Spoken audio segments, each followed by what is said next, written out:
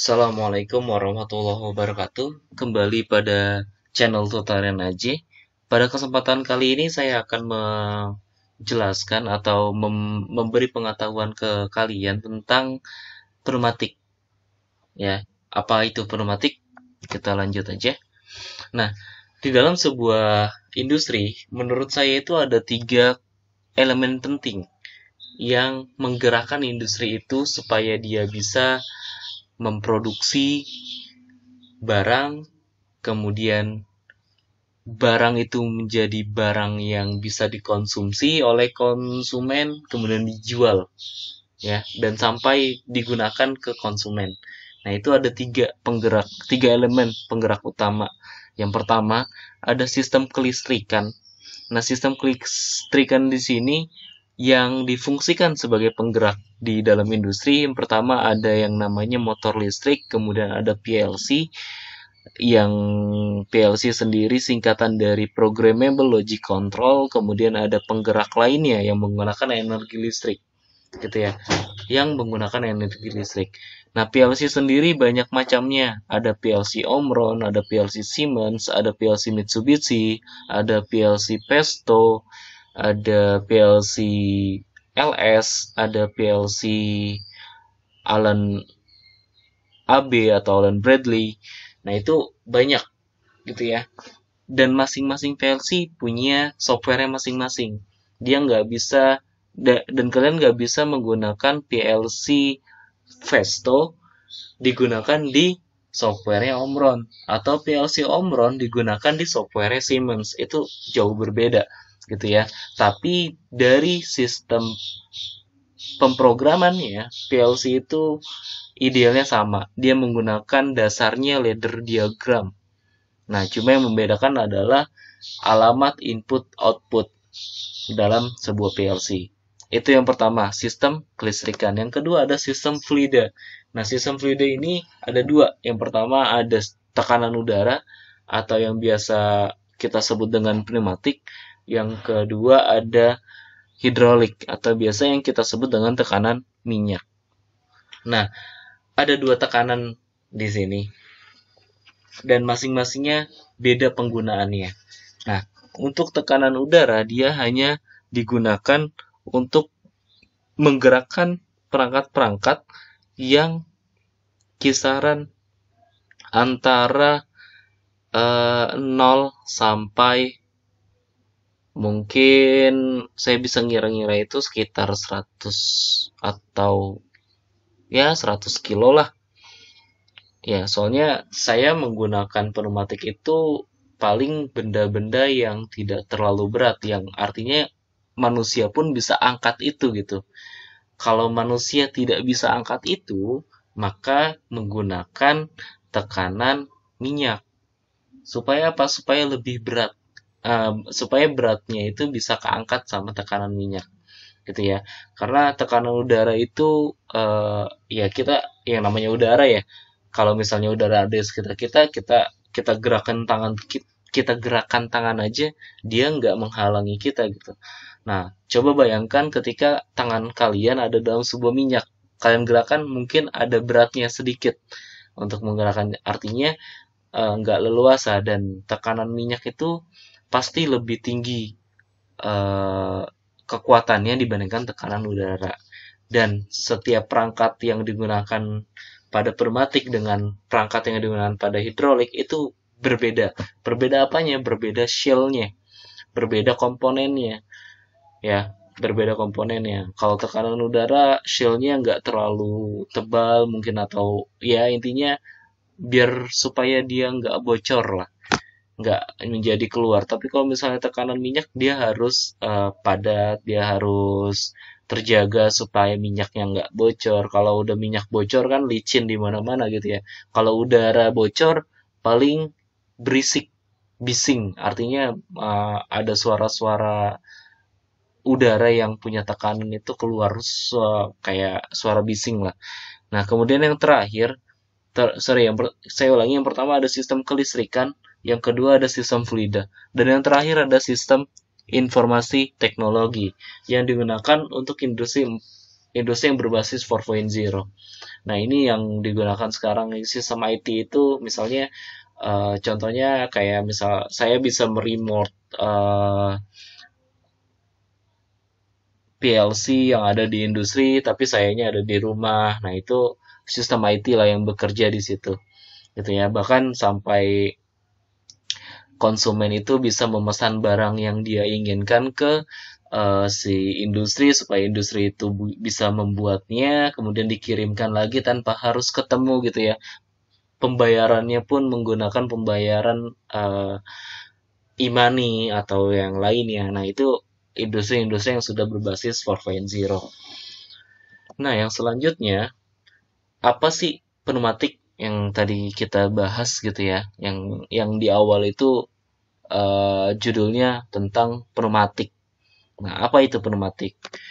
Pneumatik itu berasal dari kata Yunani, pneuma, yang berarti itu napas atau udara. Coba kalau misalnya kita meniupkan udara yang ada di mulut kita keluar, itu pasti ada tekanannya. Nggak mungkin nggak ada tekanannya. Entah berapa bar kah, pasti punya tekanan. Kalau misalnya itu bisa diukur sama kita, itu punya tekanan, gitu ya. Nah, kita nggak tahu aja kalau misalnya itu ada tekanannya. Kemudian, pneumatik merupakan cabang teori aliran atau mekanika fluida, gitu ya, yang dan tidak hanya meliputi penelitian aliran-aliran udara melalui suatu sistem saluran yang terdiri dari pipa, selang, gawai, dan sebagainya, tetapi juga aksi dan penggunaannya udara yang bertekanan. Jadi yang kita gunakan di dalam pneumatik itu adalah udara yang bertekanan. Nah, secara singkat, pneumatik adalah teknik atau pengelolaan udara yang bertekanan, gitu ya. Kita kelola, kita olah supaya dia bisa menggerakkan sesuatu, gitu. Itu pneumatik. Nah, kemudian kalian bisa mempelajari pneumatik ini di mana? Jawaban pertama adalah di teknik mekatronika, adanya di sistem robotik, kemudian ada teknik elektronika industri, kemudian ada instrumentasi medik. Nah, ini menarik nih, dunia medis sekarang ini uh, udah lumayan lama nih, dia booming tentang teknologi-teknologi medis. Artinya bahkan kalau misalnya kalian search di YouTube yang lain, teknologi-teknologi medis itu kayak misalnya operasi, jahitan tubuh manusia yang robek itu sudah menggunakan robot gitu ya, dan itu digerakkan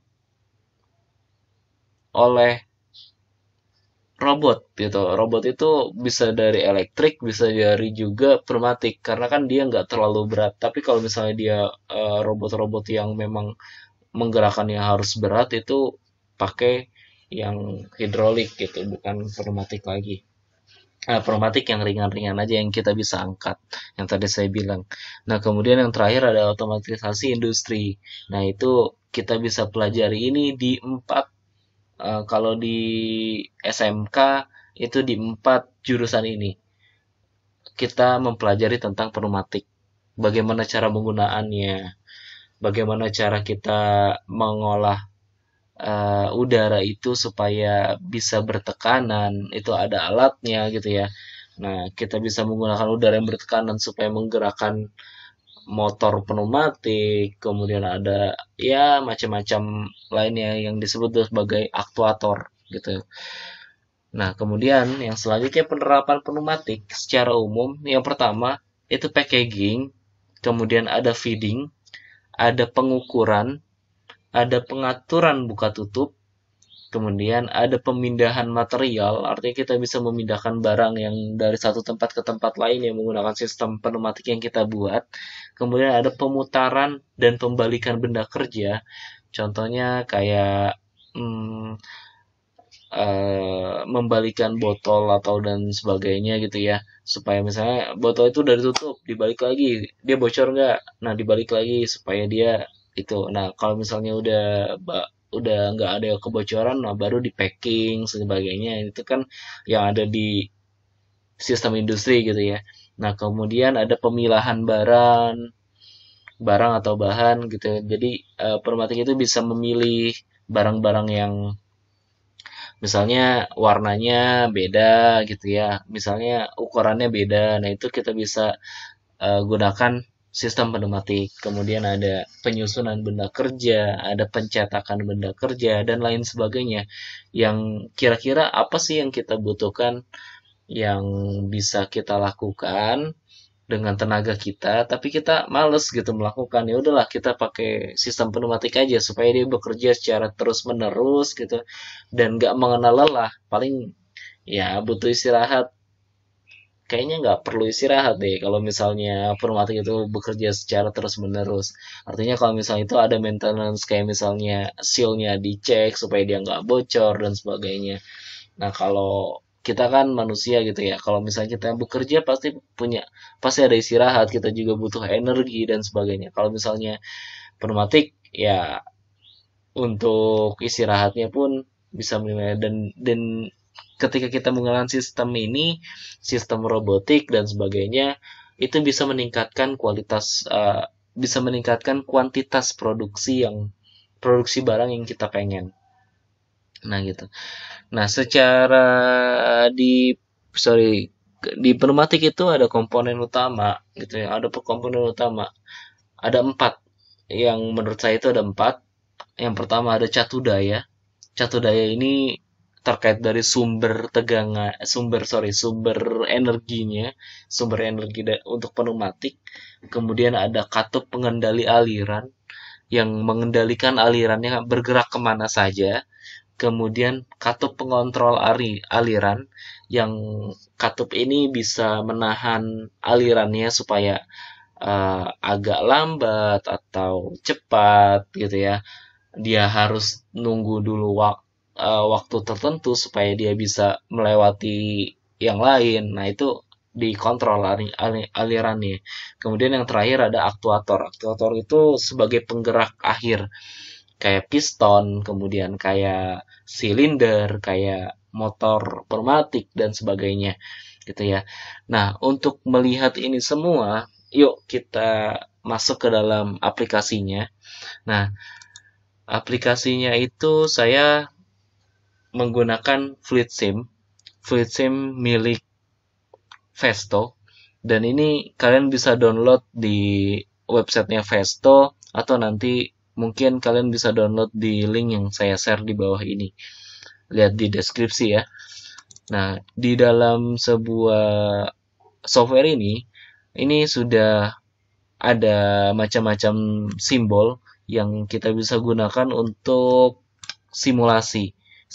Jadi kita nggak perlu beli barang pneumatik, kita bisa simulasi dulu nih apa yang kita mau. Gitu ya, walaupun simulasi ini tidak kelihatan bergeraknya, apakah dia bisa melipat barang dan sebagainya, itu nggak bakal kelihatan. Tapi kita bisa ilustrasikan, oh ternyata si perangkat ini yang bergerak duluan, kemudian yang kedua bergerak yang mana, yang ketiga bergerak yang mana, dan seterusnya gitu ya. Nah, untuk selanjutnya ini ada supply elemen. Nah, kini bisa kita lihat di sini ada kompresor gitu ya, di sini ada air service unit, ada nah ini simpelnya, ini ada tangki gitu ya, dan sebagainya.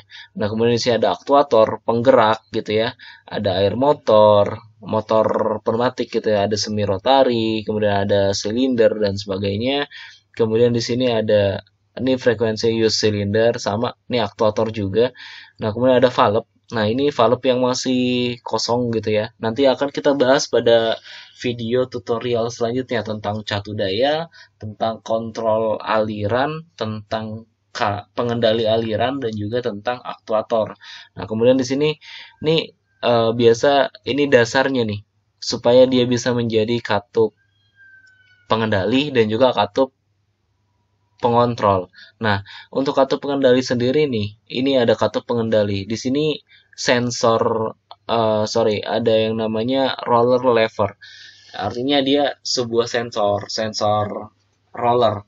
Artinya ketika roller itu bergerak gitu ya atau berfungsi, dia memindahkan katupnya.